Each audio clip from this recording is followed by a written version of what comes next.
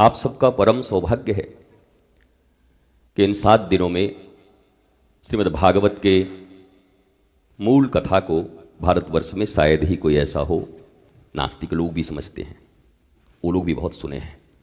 आप तो आस्तिक हो, धर्म में आपकी रुचि है, तो मूल कथा को सभी जानते हैं, प्रसंगों को जानते हैं, लेकिन उनसे मुक्ता, मणि, मोती, वो चीज़ें जो हमारे जीवन में आनंद भरते हैं, प्रेम भरते हैं, जो चित्त की चंचलता है, जिसके कारण जीवन में धन भी है, वैभव भी है, परिवार भी हैं, पुत्र पुत्रियां भी हैं, फिर भी कुछ अभाव सा रहता है, चित्त विचलित होता है। इस संसार में कोई कह नहीं सकता कि मैं पूर्ण हूं। पूर्ण तो वही हैं, उस पूर्ण से जुड़कर पूर्णता का भाव हम में प्रकट हो सकता है। संसार को पाने के लिए ईश्वर के मार्ग पर चलें, बुरी बात नहीं है, पर मैं तो यही कहूंगा कि दुर्योधन और अर्जुन की तरह दुर्योधन भी गया श्री कृष्ण के पास, सेना मांग ले आया। अर्जुन गए, कृष्ण मांग ले आए। और महाभारत का युद्ध इस बात का प्रमाण है कि जो सेना मांग ले आए वो चने चबेने बन गए, और जिन्होंने कृष्ण मांग लिया उस भीषण महाभारत को जीतकर इस पृथ्वी के राज्य का भी भोग किया समस्त भाइयों ने, और जीवन में धर्म की स्थापना की। भगवान कभी साधन नहीं हो सकते।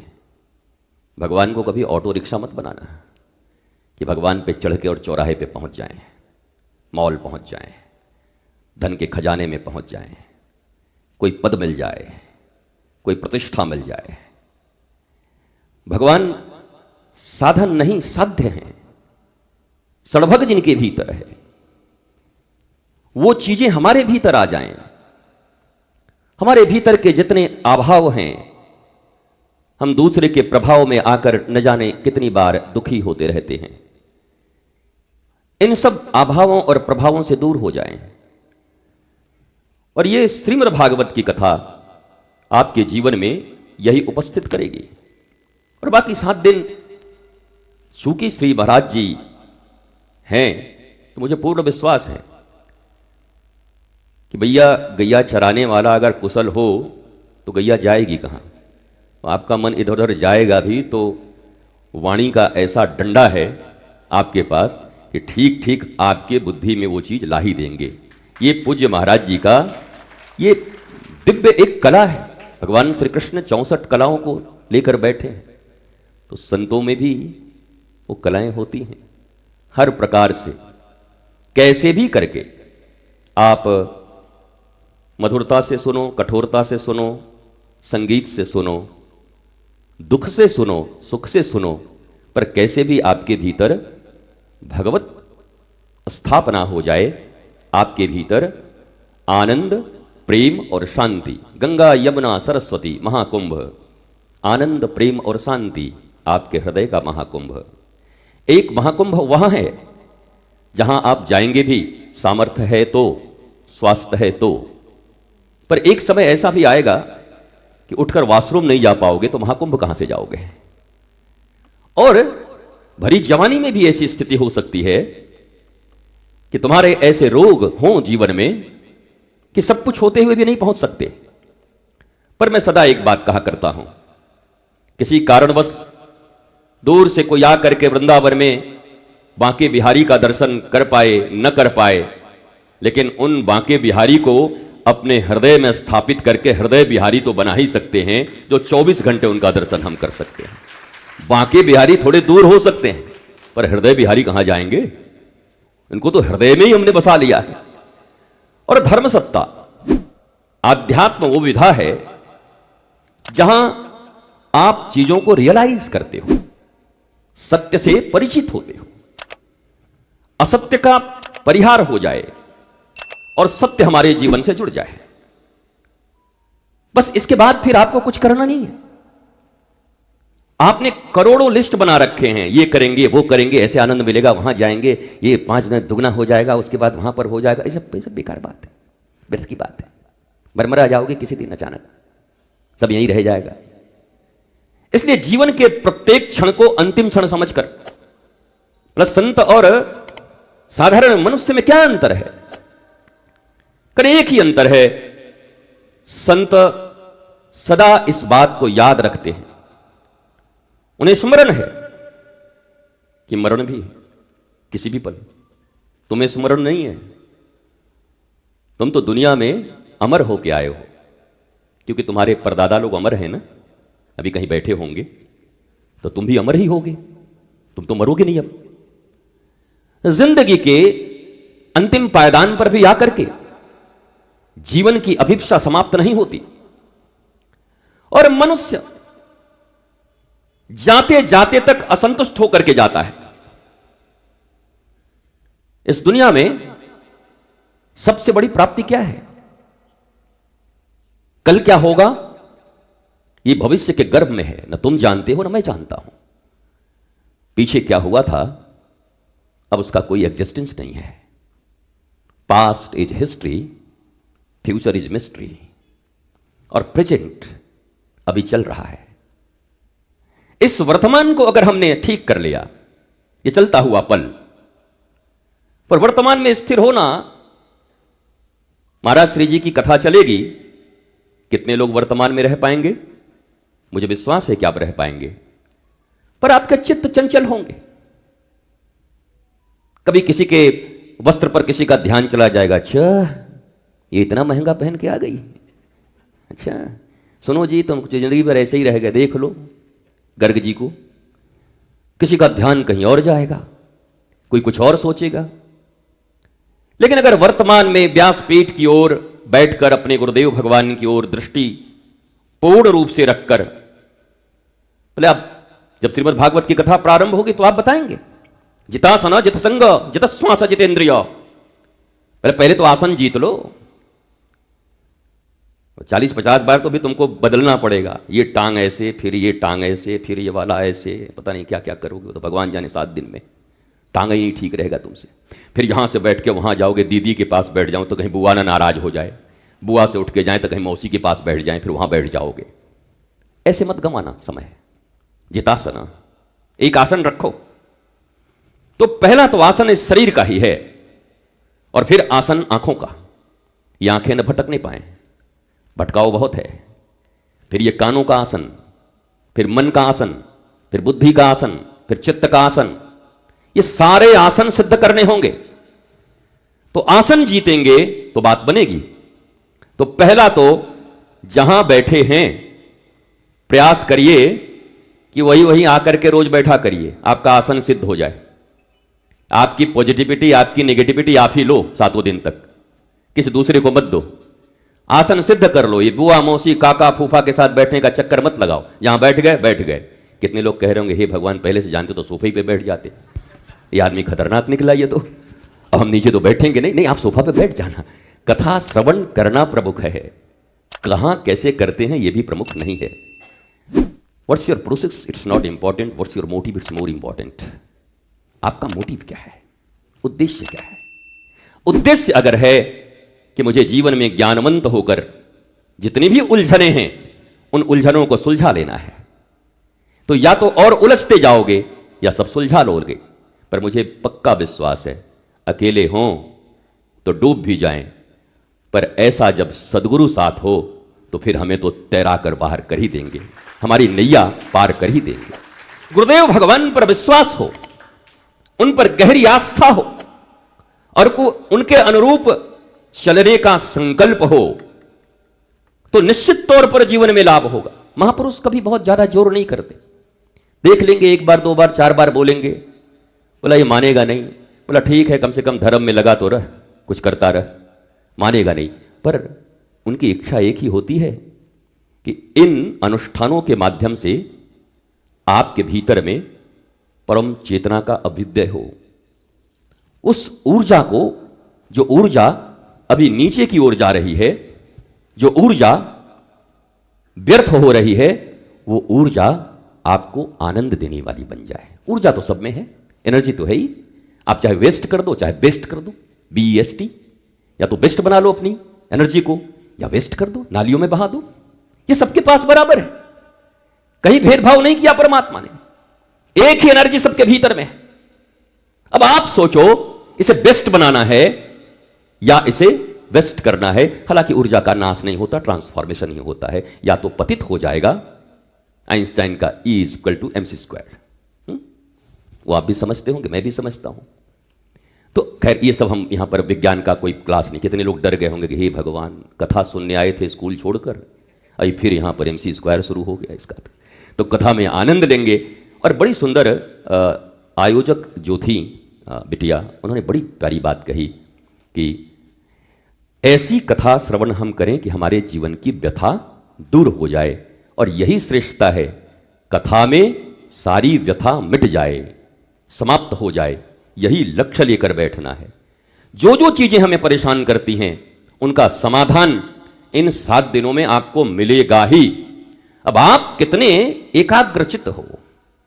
एकाग्रचित्त का अर्थ है चित्त की प्रायोरिटी आपने तय करना है। एकाग्र, एक को अग्र कर दिया, एक को आगे कर दिया। एकाग्र का मतलब यह नहीं कि मोमबत्ती देख करके से मोमबत्ती ताके जा रहे हो डिप्रेशन में पड़ गए। कितने लोग मोमबत्ती देख करके महाराज जी मेरे 6 महीने से डिप्रेशन में पड़ गए, बर्बाद हो जाओगे कुछ दिन के बाद। एकाग्र का अर्थ है चित्त जब ऐसे खेवनहार बैठे हों, सदगुरु खेवनहार गुरुदेव मेरे बैठे हों, तो चित्त उनमें ही संलग्न हो जाए और उनकी वाणी से अपने जीवन को हम गति देने लगें, तो इसी को एकाग्र चित्तता बोलते हैं। और एकाग्र चित्तता कुछ नहीं है, ये कुछ आंख बंद, ये बंद, वो बंद, सब करते रहिए, पर जीवंत गुरु के ऊपर अगर श्रद्धा नहीं हुई, और श्रद्धा का अर्थ है सत्य धारण करने की क्षमता, जो सत्य यहां से प्रवाहित हो रहा है शब्दों में, आचरणों में, उसे धारण करने की क्षमता आपके भीतर होनी चाहिए। पात्र आपका है। मिलेगा तो यहां से श्रीमद् भागवत, मिलेगा तो आपको अमृत, मिलेगा जीवन। पर पहले से अगर तुम में कीचड़ भरे हैं और तुम्हारे पात्र में छेद है और इस छिद्र को तुम बंद भी नहीं करना चाहते, तो यह निश्चित है कि अमृत आएगी तो, पर आपके छिद्र से बाहर भी चली जाएगी। इसीलिए मैंने कहा जितासन जितश्वास, ये सारे छेद बंद करके रखना। ये इधर उधर का 2 मिनट में इधर से आप देखो, आप बैठ करके व्यासपीठ से कथा सुनो, तो बगल में कोई कुछ बोलने लगे तो आपका ध्यान उधर चला जाएगा। ऐसे करके मत सुनो ना, आप तय करो कि क्या सुनना है क्या नहीं सुनना है। इतना अधिकार तो अपने आप के ऊपर होना चाहिए। इतने भी कमजोर क्या हो, क्या बेसहारा हो, इतना भी तुम्हारे ऊपर कंट्रोल नहीं है तुम्हारा।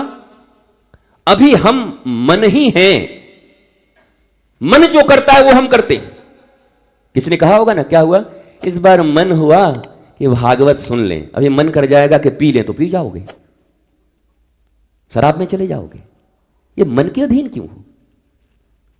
मन तुम्हारा है, तुम मन के नहीं हो। मन के अनुसार हम नहीं चलेंगे। श्रीमद् भागवत हमारा हमसे परिचय करा देगी, और फिर मैं मन को कहूंगा, है मन चल इधर। अभी क्या हो रहा है, मन जो कह रहा है वो हम, इतना ही तो अंतर है ना। बहुत ज्यादा उलझा हुआ अध्यात्म थोड़ी है। महाराज जी इतने शास्त्र हैं, इतना मंत्र है, कैसे होगा आगे जीवन मेरा, क्या हो? कुछ नहीं भैया, बहुत साधारण बात है। अभी तुम मन के कारण परेशान हो, और ये दिव्य ज्ञान, गुरु का ज्ञान, श्रीमद् भागवत का ज्ञान, ये तुम्हें तुमसे परिचित करा देगी।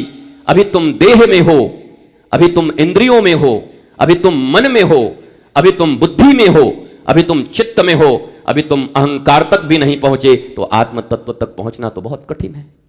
सप्तम द्वार पर है वो, इतना आसान भी नहीं है और इतना कठिन भी नहीं है। तो देह से जब थोड़े ऊपर उठेंगे, अर्थात इन 7 दिनों में जैसे परीक्षित देह का भाव नहीं रखे, जब गुरुदेव ने कहा कि ए यार इतने दिन हो गए, 4 दिन, अब कुछ जलवल पी ले, आज कृष्ण का ये मामला बनेगा, कथा होगी। कहा महाराज जी उधर तो हम इतना सब सुन लिए, और हमारे प्रियतम का अब पूरी कथा आएगी तो हम उठें, न खाने की चिंता।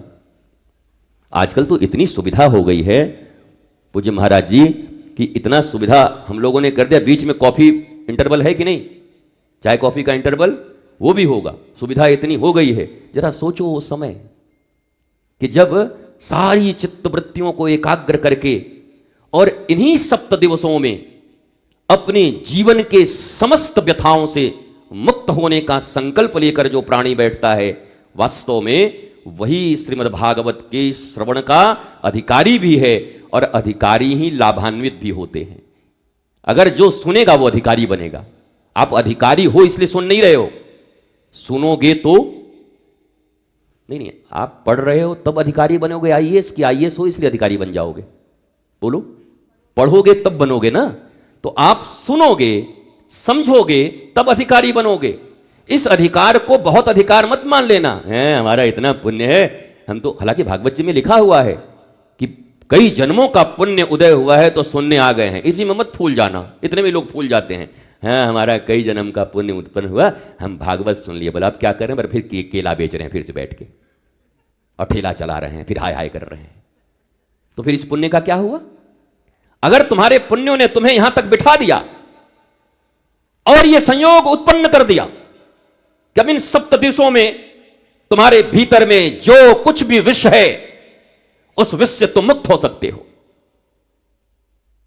यह तन विष की बेलरी, मेरे गुरु अमृत की खान, शीश दिए जो सदगुरु मिले यहां तो भी सस्ता जान। अब शीश देने का मतलब बस इतना ही है, गर्दन मत काट देना, नहीं हम और स्वामी जी दोनों फंस जाएंगे। फिर महाराज कथा करके स्वामी जी ने ऐसा कहा कि गर्दन काट दो, शीश लीजिए गुरु जी, तलवार से गर्दन काट दिया, मुकदमा हो जाएगा महाराज। शीश दिए, शीश यही है तुम्हारे पास। शीश में एक यहां पर यह अखरोट है, इतना छोटा सा है ना, ये बुद्धि जो तुमको बहुत अखरोट जैसा, 2 कान, नासिका, जिह्वा, आंखें, बस इसको दे दो ना 7 दिन तक। ये आंखें हो जाए उसी दिन अंधी, तेरे सिवा देखे चेहरा किसी का। अगर ये काम हो जाए, ये कर्ण इधर उधर की कोई बातें नहीं सुनेंगी। हे गुरुदेव भगवान, यह जिह्वा कोई भी व्यर्थ वाणी प्रपंच की बातें अब नहीं करेंगी और नहीं कोई ऐसा चीज इनटेक करेंगी जिससे 7 दिन ही बिगड़ जाए। खूब जोश आया, जाके ऐसा दही बल्ला खा के आ गए कि महाराज डायरिया हो गया। अब 7 दिन तक बैठ के पानी चढ़ रहा है, कथा अब अगली बार सुनेंगे, इस बार तो डायरिया देख रहे हैं, तो खाना भी कैसा हो। ये सारी चीजें आपकी अच्छी होंगी, मुझे पूर्ण विश्वास है। यहां बैठे तो आज एक अलग चेहरा लेके हैं आप, अभी भी बहुत सारे लोग इतने गंभीर हैं, ऐसा लग रहा है कि अमेरिका के राष्ट्रपति थे, भूतपूर्व हो गए हैं। कितने लोग ऐसे लंबा मुंह कर, भैया गया क्या है तुम्हारा, काहे को इतना लंबा मुंह बना के बैठे हो।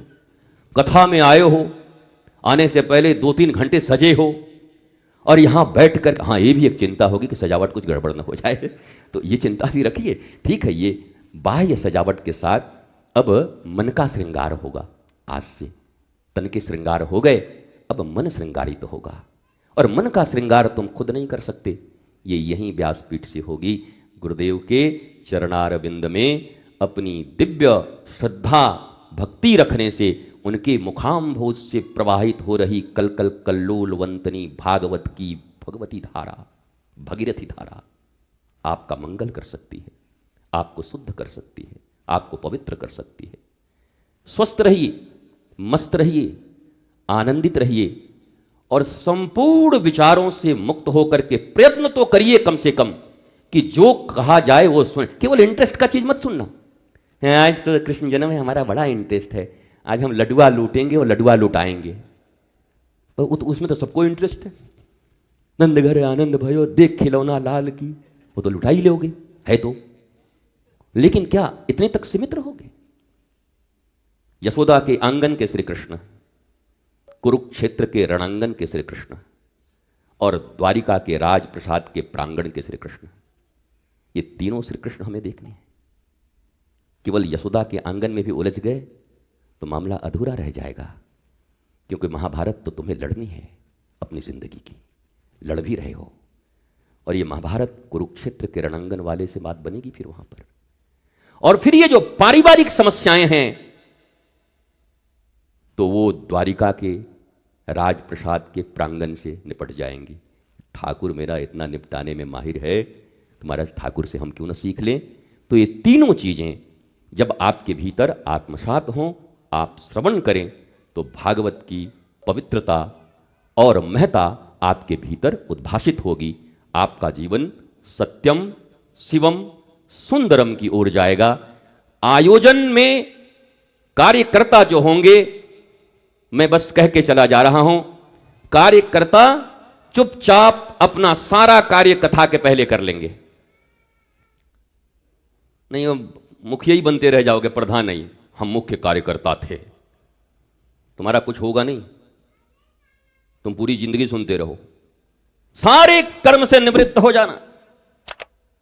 88,000 ऋषियों के बीच जब कथा होती है तो सारे ऋषि दिन भर यज्ञ हवन कर रहे होते हैं, और यज्ञ हवन के उपरांत अपना सबसे जो प्यारा समय उनका है विश्राम का, कहते हैं हमको विश्राम नहीं करना। क्यों?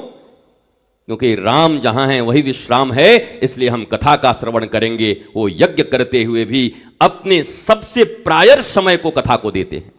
तो प्रायोरिटी है कि नहीं? कथा प्राथमिकता है कि नहीं? अगर केवल इंटरटेनमेंट के लिए है तो कोई बात नहीं, चलो 7 दिन वो भी मिल जाएगा, इंटरटेनमेंट हो जाएगी तुम्हारी। लेकिन अगर इन्हीं 7 दिनों में बात बन जाए तो क्या व्यर्थ है। आज हमको राजू द्विवेदी जी ने कहा है कि आज आपको मैं 30 मिनट का समय देता हूं, जाइए आप भी राजा बन जाइए।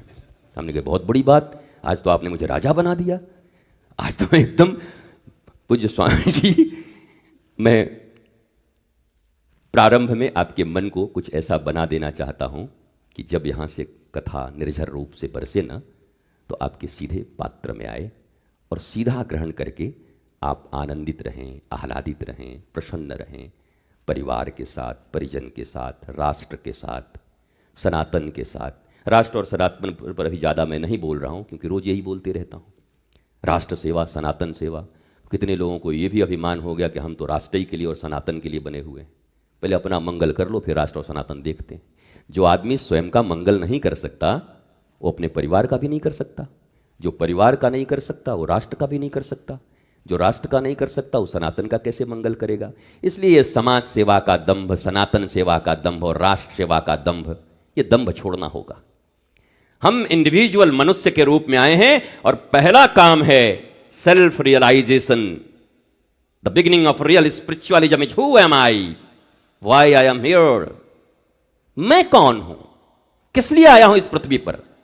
किसी भी दिन बल्ब फूट जाएगी, एक क्षण में फूट जाएगा बल्ब। ये जो 1 टिन का बल्ब जल रहा है मरकरी आपकी, वो किसी दिन फर्र से हो जाए। क्या और ये अभी 1 घंटे पहले बातचीत हुई, इतने हंस रहे थे, फिर ब्लड निकल गए। कहां निकल गए? बोला एकदम निकल गए पूरे। तो ये पता नहीं कब फूट जाओगे। तो जब कभी भी फूट सकते हो तो इस पल का आनंद लेते हैं। मुझे अच्छा लगता है, एक बड़ा प्यारा संगीत था, आगे भी जाने ना तू पीछे। हालांकि गाने वाले और गाने वाली तो पता नहीं कौन है, आशा भोसले जी हैं, लेकिन वो पर्दे पर तो खुद हेलेन गा रही थी कि क्या, मुझे पता नहीं भाई कौन गा रही थी। आगे भी जाने ना तू, पीछे भी जाने ना तू, जो भी है बस यही एक पल है। तो हमें तो सार लेना है, थोथा उड़ाना है। बॉलीवुड से कुछ सार मिला तो उसको ले लो। अगर वो जो मैं कहता हूं, दुर्योधन और अर्जुन दोनों गए, बोले तुमको तुम ही से चुरा लूं। अर्जुन ने यही कहा कि ठाकुर जी हम तुमसे कुछ लेने वाले नहीं आए हैं, तुमसे तुम्ही को चुरा के ले जाना है। बोला तो बड़ा चालू आदमी है भाई, हमको ले जाएगा तो सब हो जाएगा। कभी कभी ये गाने वाने भी सुनते रहो, हमारे न कहने से नहीं सुनोगे क्या। अब यहां से कथा निकलोगे तो ऐसे कर, बाप रे बाप इतनी देर कथा हो गया, अब लगाएं अपना आईफोन, ढकचक ढुकचुक बैठ के करते। हाँ ये और क्या करेंगे ये लोग। तो जब वो भी सुनो तो कोई फर्क नहीं पड़ता, क्योंकि कली के प्रभाव से बच नहीं सकते। गलियों में जाओगे, जहां जाओगे, पार्टियों में जाओगे, बस में जाओगे, कार में जाओगे, रेस्टोरेंट में जाओगे, हर जगह यही बजेगा। करोगे क्या? एक काम कर सकते हैं, वहां कोई नायक और नायिका बन के बैठे, अमिताभ और रेखा, हमारे लिए नायक और नायिका हमारी राधा और कृष्ण हैं, बस वो बना ले तो हर गाना भजन बन जाए। प्यार उन्हीं से हो सकता है, प्रेम उन्हीं से कर सकते हैं, बस अपने विषय को बदल दिया हमने, वो नहीं मना कर सकते। ओ गाना बजा रहा है इसका फोड़ दो। अरे भाई स्वतंत्रता है भारत में, हम कोई भी गाना बजावें, तुम रोक दोगे? अभिव्यक्ति की स्वतंत्रता है, पर तुम हमें दूषित नहीं कर सकते। क्यों? तुम अगर ये गाते हुए हर धड़कन में प्यासे तेरी, इस जन्मी से उस अंबर तक तू ही तू है, तो कौन है? तुम हो क्या? तुम्हारे दादा हैं? इस जमीन से अंबर तक 1 बीघा खेत नहीं है ठीक से, प्लॉट लेकर के 100 गज का मकान बना करके रह रहे हैं महाराज। 100 बाई 100 का प्लॉट। इस धरती से उस अंबर तक मेरी नजर में तू ही तुम हो। 500 गज का एक प्लॉट मिले तो हमारा भी जीवन। 500 गज है महाराज इस धरती से, इस धरती से उस अंबर तक अगर कोई है तो ईश्वर का प्रसार है, कण कण में वो हैं। तो इस गाने से भी हम भगवान राधा कृष्ण की अनुभूति कर सकते हैं। हम नायक नायिका बदलते रहेंगे। ये अपने बच्चों को समझाना जब जाना तो यंगस्टर्स को कि तुम्हें जो करना है करो, बस अपना विषय ये बना करके रखना। स्वस्थ रहिए, मस्त रहिए, आनंदित रहिए। दूसरी बार बोल रहा हूं, ये जब बोलता हूं तो लोगों को आशा हो जाता है कि अब उठेगा। हाँ, ये बोलने के बाद अब क्या बोलेगा अब आदमी, अब तो उठ ही जाएगा। तो और तब तक फिर एक प्रसंग 2 मिनट का और छेड़ देते हैं तो आदमी 3-4 बार सुनने के बाद कहता है इस पर विश्वास नहीं किया जा सकता। अब मैं आपसे ये कहता हूं, इस दुनिया में हर आदमी तो ये कह रहे हैं मर जा, बर्बाद हो जा। अच्छा, इसको पता चलेगा हर आदमी बद्दुआ देने में लगा है। इस दुनिया में एक गुरु और संत ही है और अपने ही तो हैं, तो तुम्हें कह सकते हैं स्वस्थ रहो, मस्त रहो, आनंदित रहो। ये शुभकामना व्यक्त करने वाले लोग भी कहां हैं? मनोकामना पूर्ति कराने के लिए, तुम्हें फंसाने के लिए सारी दुनिया तुम्हारे पास है। टीवी है, जितने भी एडवर्टाइजमेंट हैं, सब तुम्हारे मन की कामना को पूर्ण करने का तुम्हें गारंटी देते हैं। बिलबोर्ड्स हैं, इंटरनेट हैं, ये क्या कह रहे हैं? तुम्हारी मन की कामना को पूर्ति करेंगे। मन की कामना आज तक किसी की पूर्ण नहीं हुई। नारद जी ने मनोकामना किया तो भगवान ने पूर्ति नहीं होने दी। नारद जी ने मनोकामना की हम तो बीणा रखेंगे, अब गृहस्थी करेंगे। भगवान बोले अच्छा गृहस्थी करेगा अभिधरा? तो मांग लिया, हमको मुंह दे दो ऐसा अपने जैसा। बोला जाओ हो जाएगा महाराज। बंदर का मुंह दे दिया था भगवान ने। कितना नाराज हो गए थे नारद जी। इतनी भक्ति की, इतनी की, ये भगवानों पर कभी भरोसा नहीं करना चाहिए। बताओ, हमको बंदर का मुंह दे दिया। तो जाओ जाओ, तुम्हारा भी रामावतार होगा तो तुम भी रोओगे। राम जी ने कहा महाराज हम तो लीला में रोएंगे, और कहीं हम तुमको छोड़ दिए होते तो सारी जिंदगी ऐसे ही रोते रह जाते, इसलिए हमने तुमको बचा दिया महाराज बंदर का मुंह दे करके। तो मनोकामना की पूर्ति के लिए कभी मत लाइए गुरु के पास, न किसी तीर्थ में जाइए। आपके मन इतने उत्तम नहीं है कि वो कामनाएं पूर्ण हो। रावण की मनोकामना पूर्ण हुई तो मर गया। हिरण्यकश्यप ने मांगा था दिन में मरूं ना रात में मरूं, भगवान ने कहा मारूंगा पक्का, तो कुछ भी मांग ले। तो मनोकामना से तो नहीं बचोगे, शुभ कामना करना चाहिए। जो शुभ हो मेरे लिए, यही विधिनाथ होई हित मोरा। गुरु के चरणों में, भगवान के पास जाकर के लंबी लिस्ट जरूर रखिए, जो कुछ हो रख दीजिए, पर चलते समय एक बात कह दीजिए, यही विधिनाथ होई हित। महाराज जी मैंने तो ये मांग लिया गुरुदेव, लेकिन आप काट देना इसमें से जो जो मनोकामना होगी, जो मेरे लिए शुभ होगा मेरे गुरुदेव भगवान आप मुझे वही दे देना। अगर ये भाव रखोगे तो गुरु आपको परिपूर्ण कर देगा, महाराज लुटा देगा अपने आप को आपके ऊपर। पर आप इस भाव से उनके द्वार पर आना। अब फाइनली स्वस्थ रहिए, मस्त रहिए, आनंदित रहिए, प्रसन्न रहिए। मुंबई से आए हैं, मुंबई वालों खूब आनंदित रहिए। रात के 12 बजे चौक पे हुल्लड़ मचे, वही मुंबई है आपका। रात भर जगते हैं और दिन भर हाँ काम करते, सोते कम हैं, इसलिए डिप्रेशन ज्यादा बढ़ा हुआ है लोग। तो सभी प्रसन्नता के साथ, मस्ती के साथ, आनंद के साथ निरंतर श्रवण करें। हम भी सुनते रहेंगे, लाइव तो किसी न किसी चीज़ पर, फेसबुक पर जहाँ भी हो या हमको प्राप्त होता रहेगा। हम भी बैठ के श्रवण करते रहेंगे जहाँ जहाँ रहेंगे। और आप सबको यहीं पर बैठे बैठे महाकुंभ में स्नान का फल भी प्राप्त हो, ऐसा हम तीर्थराज प्रयाग से प्रार्थना करते हैं कि सबको महाकुंभ का यहीं पर फल वो प्रदान करें। ज्ञान गंगा यमुना सरस्वती भक्ति सब आपको प्राप्त होती रहे। चलते चलते आइए 2 लाइन हमारे साथ आप भी गा लीजिए। गुरु वचनों को रखना संभाल के, एक एक वचन में गहरा राज है। जिसने जानी है महिमा गुरु की, उसका डूबा कभी ना जहाज है।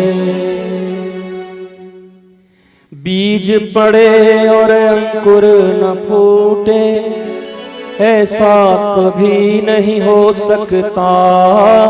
कर्म करें और फल ना भोगे, ऐसा कभी नहीं हो सकता।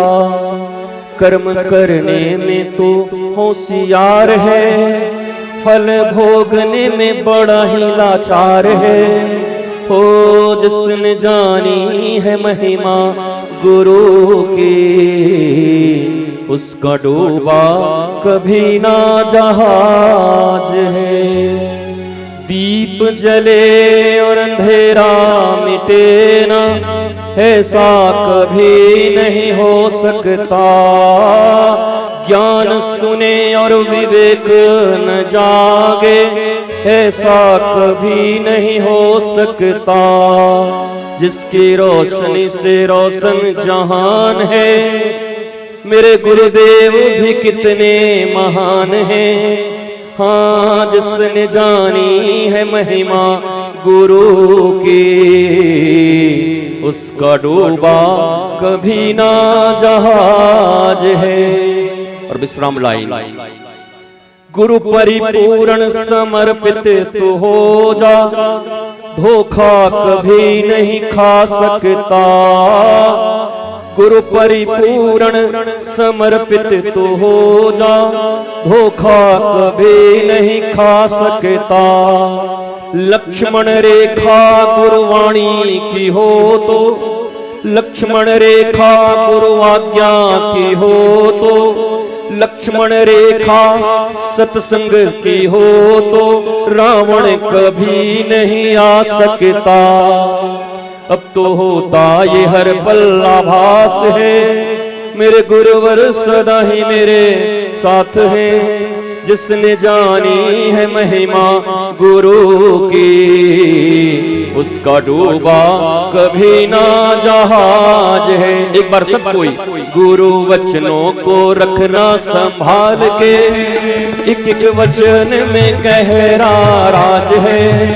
जिसने जानी है महिमा गुरु की, उसका डूबा ओ डूबा डूबा, हाँ डूबा डूबा कभी ना जहाज है। गुरु वचनों को ना संभाल के,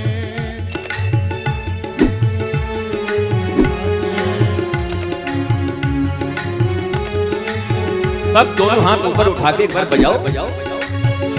गुरु वचनों, आप भी बोलो, गुरु वचनों को रखना संभाल के, एक एक वचन में गहरा राज है। जिसने जानी है महिमा गुरु की, उसका डूबा डूबा डूबा ओ डूबा डूबा कभी ना जहाज है। गुरु वचनों को, गुरु वचनों को रखना, वचनों में एक राज है। गुरु गोविंद दो खड़े, रिक्का के लागू पाया, बलिहारी गुरु आपनो, जिन गोविंद दियो लखाए। गुरु वचनों को, गुरु वचनों को रखना, गुरु वचनों में एक राज है। न गुरुरधिकं तत्त्वं न गुरुरधिकं तपः, तत्त्व ज्ञानात् परं नास्ति। तस्मै श्री गुरुवे नमः, तस्मै श्री गुरुवे नमः। गुरु वचनों को रखना संभाल के, में एक एक राज है।